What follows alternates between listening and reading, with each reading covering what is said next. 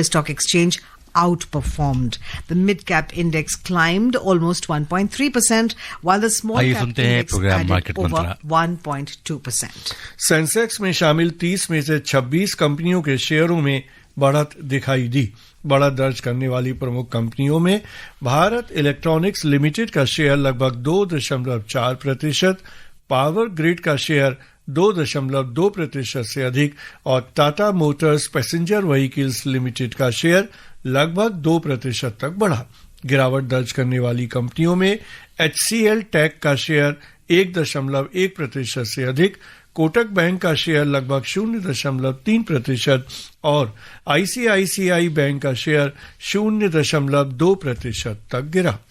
Well, look at the sectoral indices. Across sectoral indices at the BSE, all 22 sectors registered gains.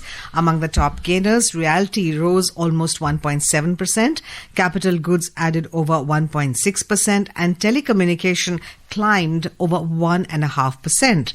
The overall market breadth at the BSE was positive as shares of 2,729 companies advanced, 1,444 declined, and 158 remained unchanged. और अंतर banking विदेशी मुद्रा बाजार में $1 की तुलना में आज रुपया 96 पैसे मजबूत होकर 89 रुपए 29 पैसे पर बंद हुआ।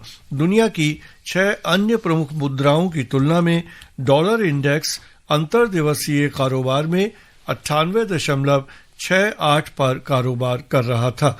प्रकाश जी, आज के शेयर बाजार का हाल देखें कि कई दिनों से जो गिरावट का दौर था वो आज रुक गया। आपको क्या लगता है कौन से ऐसे फैक्टर थे जिन्होंने आज बाजार को ऊपर जाने में मदद की? देखिए जी, इसको अंग्रेजी जबान में बोलते हैं शॉर्ट कवरिंग जी, कि बाजार जो था ओवर सोल्ड हो चुका था, लगातार इसमें गिरावट आ रही थी। इस हफ्ते भी जो है खाली आज ही बाजार में तेजी आई जी। अच्छी बात यह है कि बड़ी कन्विक्शन के साथ तेजी आई। बीच में जैसे आपने अपने रीड आउट में जिक्र किया कि दिन में किसी भी टाइम में कोई ऐसा बाजार नीचे लुढ़कता हुआ नजर नहीं आया, कन्विक्शन नजर आई और शॉर्ट कवरिंग काफी दिखाई देती है।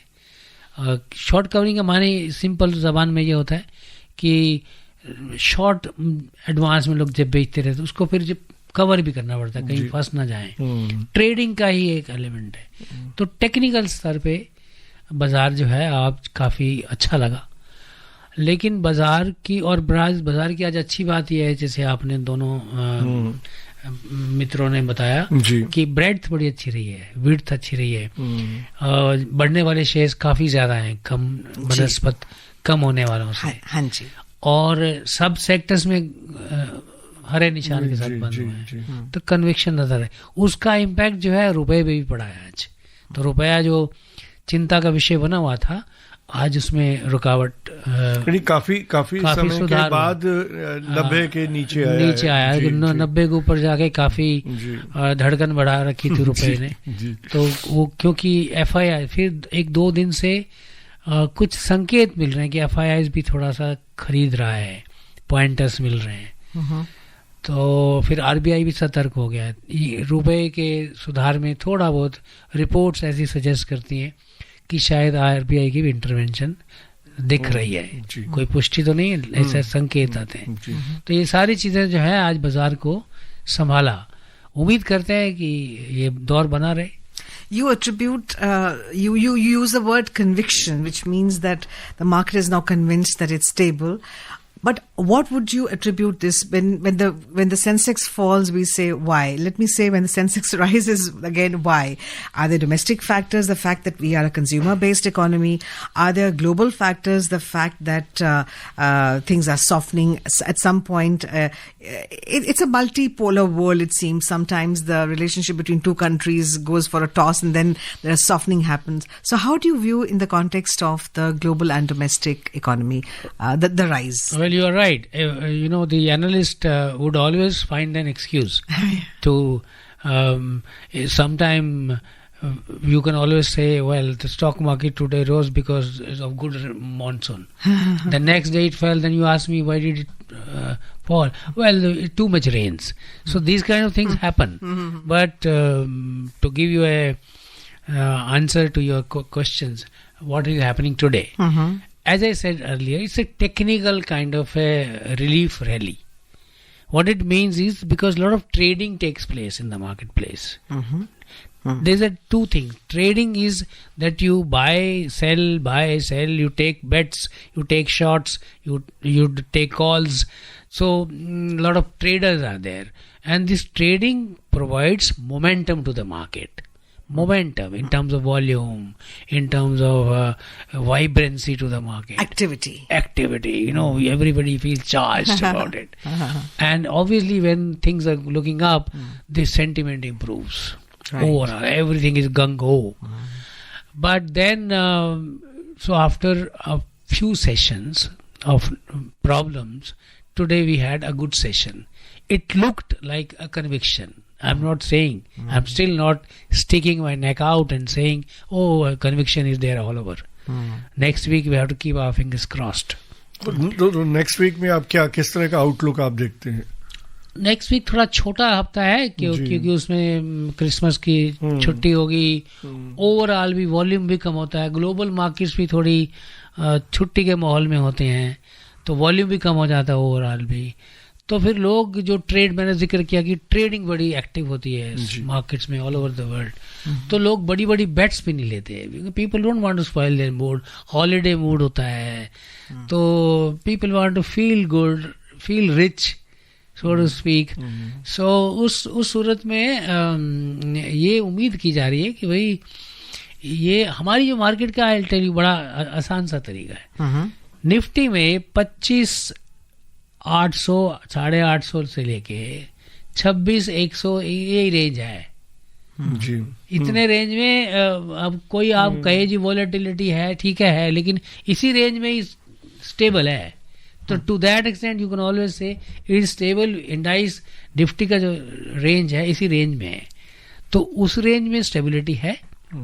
लेकिन दिक्कत मार्केट की है बिकॉज जो मिड कैप और स्मॉल कैप शेयर्स हैं उनकी वैल्यूएशन इतनी ज़्यादा बढ़ गई थी, वहाँ दिक्कत आ रही है. वो उसमें काफ़ी साल भर में गिरावट हुई है.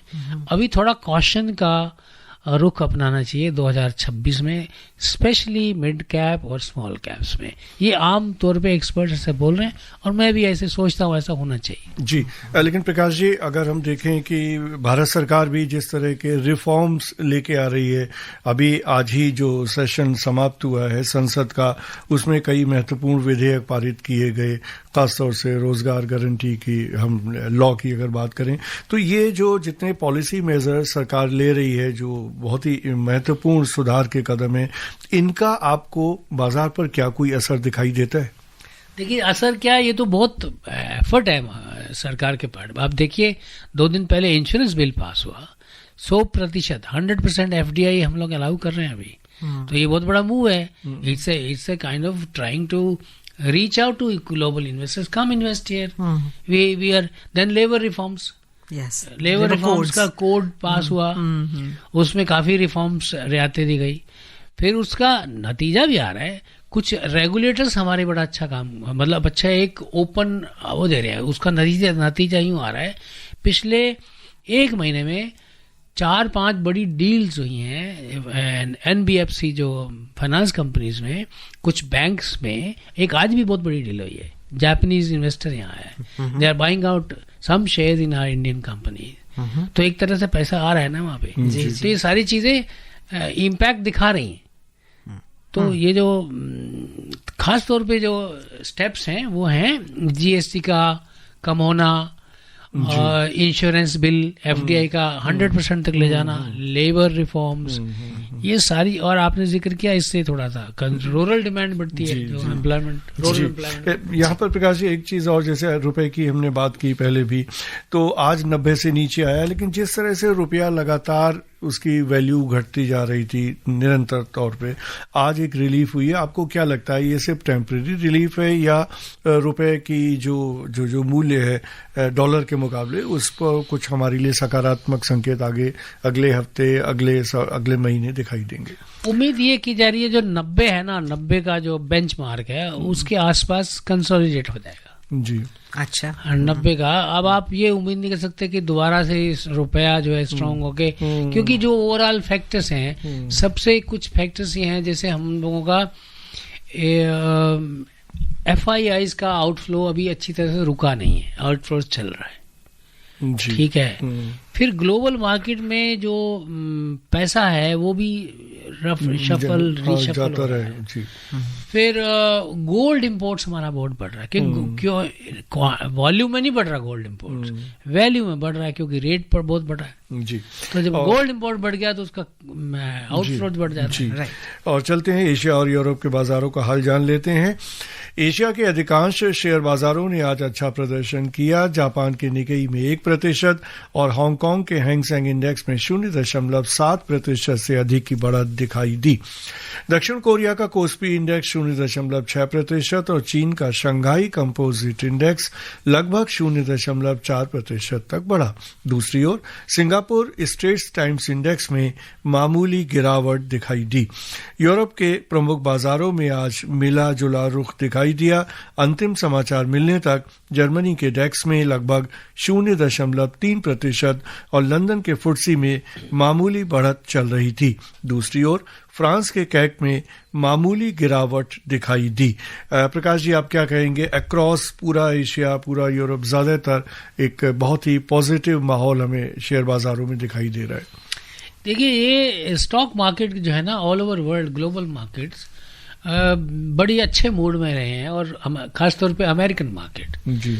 और ये कई बार लोगों को अचंभा भी देता है। एक तरफ हम अमेरिकन मार्केट्स के संकटों की जिक्र करते हैं कि किस तरह के संकट वहाँ हो सकते हैं।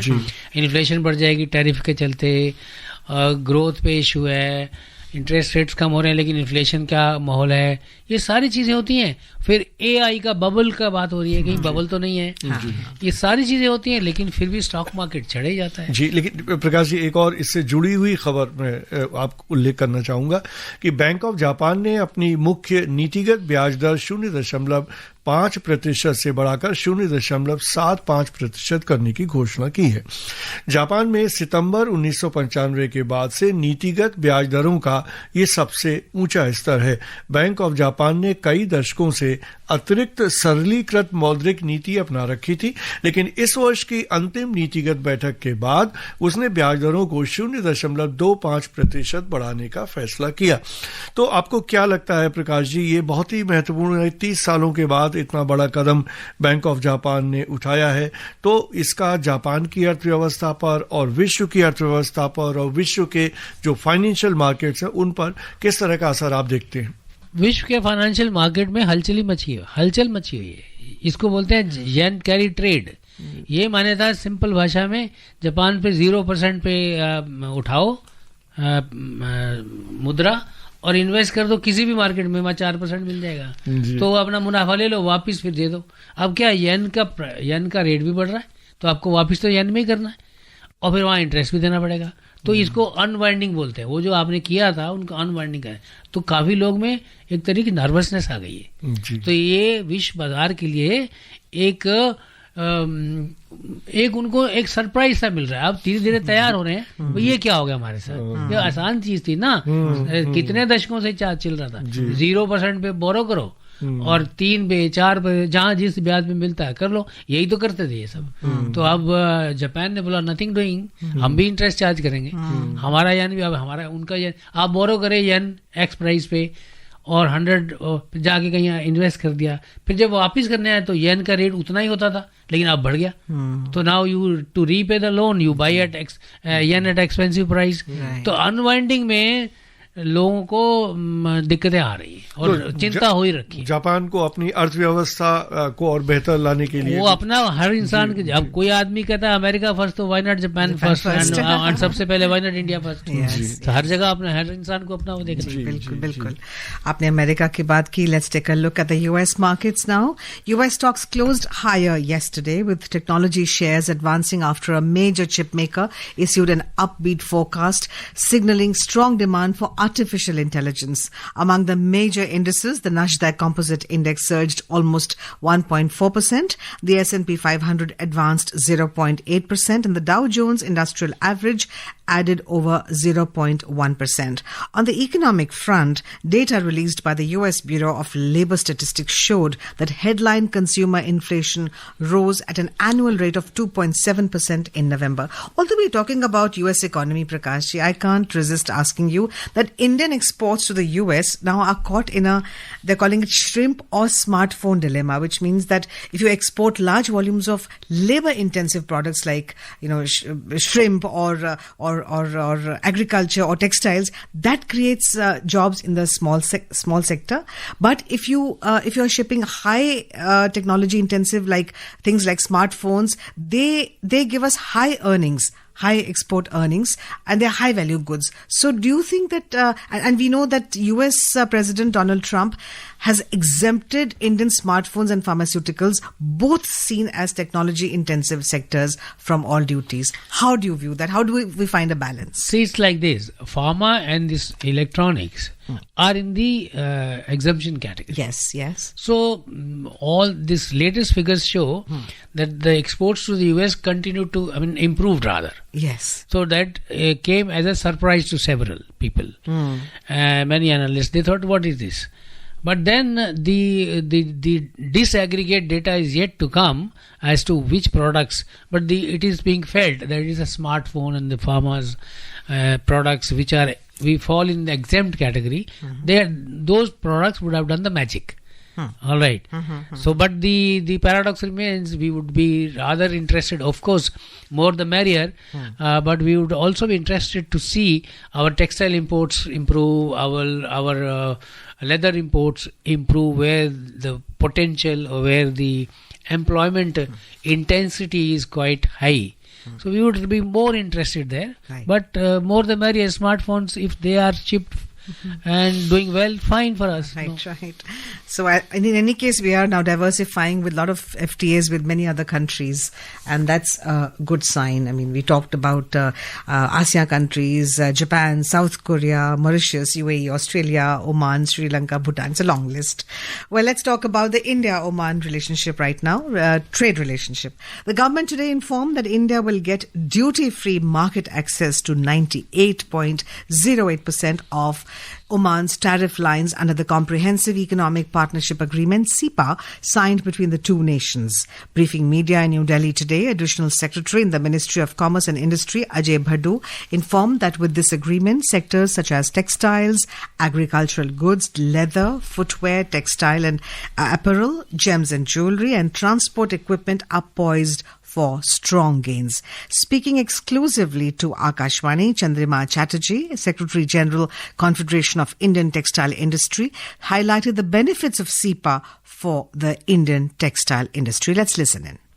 The Indian textile industry looks at the India-Oman CEPA as a very positive step. India happens to be the second largest supplier of textile and apparel products to Oman after China. We supply around $140 million of textile export. It's not big for India, but it is very important market, and the best part is that the CEPA grants a duty-free access to around 98.08% of the tariff lines in Oman, and for India it means that 99% of India's textile products will have a duty-free access in the Oman market. We look at it as a very positive step, especially at a time when we are looking at diversification. With the US tariff uncertainties continuing, it is a critical time for the Indian textile and apparel industry, and diversification of markets is very important for its resilience. So overall, we look at it as a very positive impact.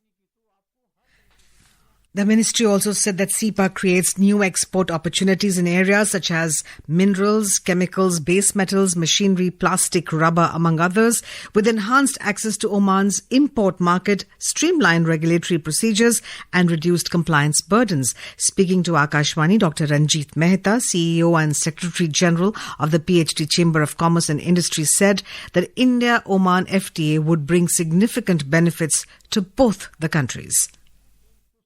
The CEPA between India and Oman under the leadership of Honorable Prime Minister Modi ji is a strong strategic step that will directly benefit Indian industry. Oman is a natural gateway to the Gulf and African market. This agreement will definitely help the Indian companies integrate deeper into regional value chain beyond trade. CEPA will also strengthen investment flows, logistic, energy cooperation. I think it will create a long-term opportunity for Indian businesses and job at home. This partnership reflects India's growing economic confidence and its role as a trusted global partner. And I'm sure that Indian markets will definitely be upbeat on this. Prakash ji, हमने Oman की बात की. अभी प्रधानमंत्री जी 3 देशों के दौरे से वापस आए हैं. इथोपिया भी गए थे, जॉर्डन भी गए थे और आर्थिक रूप से तीनों ही देशों में काफी महत्वपूर्ण समझौतों पर हस्ताक्षर ये हुए. इससे आपको भारत की अर्थव्यवस्था पर कितना पॉजिटिव, क्या इम्पैक्ट दिखाई देता है? ये जो देश हैं ये बड़ी स्ट्रैटेजिक इम्पोर्टेंस, सबसे इम्पोर्टेंट बात है एनर्जी सिक्योरिटी के लिए जी. और हमें मार्केट का डाइवर्सिफिकेशन भी चाहिए क्योंकि जैसे जिक्र किया कि टैरिफ का खाली अमेरिका या बड़े बड़े बाजारों पे छोड़ के डाइवर्सिफिकेशन की तरफ चलना. But also assumes that the employment opportunities will go up because the MSMEs will benefit. Well, because as they say, why put all eggs in one basket? Let's put all eggs in all baskets. Right. और चलते हैं अगली खबर की ओर. संसद ने विकसित Bharat guarantee for रोजगार और आजीविका मिशन ग्रामीण विकसित भारत जी रामजी विधेयक 2025 पारित कर दिया है. इस विधेयक को राज्यसभा ने कल रात मंजूरी दी थी. लोकसभा ने यह विधेयक पहले ही पास कर दिया था. सरकार इस विधेयक के माध्यम से वर्ष 2047 में विकसित भारत के राष्ट्रीय विजन के अनुरूप ग्रामीण विकास ढांचा तैयार करना चाहती है. इस कानून के तहत हर वित्तीय वर्ष में हर ग्रामीण परिवार को 125 दिन के रोजगार की कानूनी गारंटी दी जाएगी और परिवार के वयस्क सदस्य बिना किसी कौशल वाले शारीरिक कार्य स्वेच्छा से कर पाएंगे. इस योजना के लिए केंद्र 60% और राज्य सरकारें 40% राशि देंगी. हालांकि पूर्वोत्तर और हिमालयी राज्यों में ये व्यवस्था 90 और 10 की होगी. Well, today seems to be a positive news right away from the rupee and the Sensex and Nifty to the India's forex reserves. Well, India's foreign exchange reserves edged up by $1.6 billion to $688.9 billion for the week ending on the 12th of December. So that's again positive news on the economic front. Let's talk about crude oil. Global crude oil prices raised today. Brent crude was trading over 0.4% up at $60.09 per barrel, while WTI crude was trading almost 0.4% up at $56.35 per barrel when reports last came in. A look at the bullion market. Gold. 24-karat gold was trading almost 0.6% down at 1,33,970 rupees per 10 grams, and silver was trading over 0.6% up at 2,04,420 rupees per kilogram a short while ago. और multi commodity exchange में ताजा समाचार मिलने तक फरवरी अनुबंध वाला सोना 0.6% से अधिक कमजोर होकर 1,33,670 रुपए प्रति 10 ग्राम पर कारोबार कर रहा था, जबकि मार्च अनुबंध वाली चांदी 0.3% से अधिक की बढ़त के साथ 2,04,240 रुपए प्रति किलोग्राम पर कारोबार कर रही थी. प्रकाश जी, आप क्या कहेंगे सोने के मूल्यों में जिस तरह की हमने तेजी पिछले कुछ समय में देखी, तो आपको क्या लगता है अभी ये जारी रहेगा अब, या आपको लगता है अब ये मूल्य जो है अब स्टेबलाइज होने की तरफ बढ़ रहे हैं? स्टेबलाइज तो होंगे लेकिन नीचे ज्यादा स्कोप नहीं है. ये मत उम्मीद कीजिए कि गिर जाएंगे. सोना आमतौर पे गिरता भी नहीं है और वही अपनी दिशा बरकरार रखेगा, क्योंकि ये जो ये ट्रेडिंग है, जो आज गिरा कल बढ़ा, ट्रेडिंग जोन में चलता रहेगा. लेकिन अंडरटोन जो अंदरूनी चीज है, जो स्तर के नीचे है, वो अभी भी उसमें मजबूती बनी रहेगी, क्योंकि कई इसके कारण है. It's always said that the gold loves uncertainty. Well, to an extent, yes, because when you are surrounded by uncertainties, then you look towards gold. So gold is what is called the last resort of sorts. Right. जी, और चलते हैं अब कार्यक्रम की ओर के अंत की ओर। प्रकाश जी इस कार्यक्रम में भाग लेने और प्रमुख खबरों पर चर्चा करने और हमारे श्रोताओं को बहुत ही बहुमूल्य जानकारी देने के लिए आपका बहुत बहुत धन्यवाद। शुक्रिया। And friends, before we wind up, here's a reminder of the headlines. Benchmark domestic indices rise over 0.5%. Sensex adds nearly 450 points. Nifty settles at 25,966. Most Asian stock markets end in positive territory and global crude oil prices rise. Well, friends, that's all we have for you in this edition of Market Mantra. This is myself, Lalima Aneja Dang, my co-anchor Amrish Saxena, and our expert Prakash Chawla ji to sign off. So, from all of us here, it's Namaskar. नमस्कार। इस कार्यक्रम में विशेषज्ञों द्वारा विचार उनके अपने हैं। आकाशवाणी अपने श्रोताओं को सलाह देता है कि निवेश का निर्णय करने से पहले स्वयं रिसर्च करें या किसी पंजीकृत सलाहकार से राय लें।